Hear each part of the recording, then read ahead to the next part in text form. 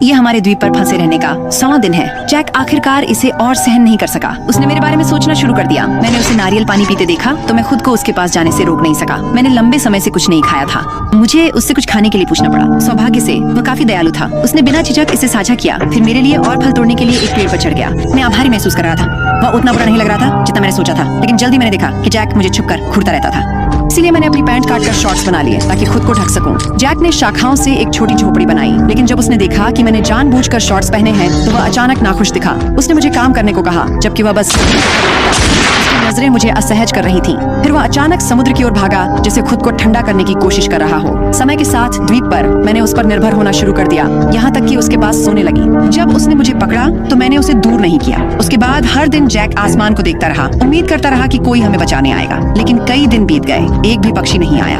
हम धीरे धीरे निराशा में डूब गए। हमें यह नहीं पता था कि जैक के पिता और मेरी माँ हर दिन हमारी तलाश कर रहे थे, लेकिन उन्हें कभी कुछ नहीं मिला। एक दिन जैक रेत में चित्र बनाते हुए बोर हो गया। उसने अचानक कुछ भयानक पाया। मैं दौड़ कर गया और देखा कि वह एक मृत शरीर था। मैं डर के मारे चिल्लाया और रोने लगा। चिंतित था कि कहीं मेरा भी वही हाल ना हो। जैक ने मुझे जल्दी से गले लगाया ताकि मुझे सांत्वना मिल सके। उसने कहा कि वह हमेशा मेरी रक्षा करेगा। उसने मुझे सुरक्षित रखने का वादा किया। मेरा दिल पूरी तरह पिघल गया। मैं धीरे धीरे शांत हो गई और एक दिन जैक पर पूरी तरह भरोसा कर लिया। जब मैं सो रही थी तो एक तेज गड़गड़ाहट ने मुझे जगा दिया। मैंने ध्यान से सुना और समझा कि ये एक हवाई जहाज था। जैक उछलकर उठा और सिग्नल गन खोजने के लिए समुद्र तट की ओर दौड़ा, लेकिन उसे कहीं नहीं मिला। उसने आसमान की ओर चिल्लाया, उम्मीद करते हुए कि हवाई जहाज हमें देख लेगा, लेकिन वह बहुत ऊपर था।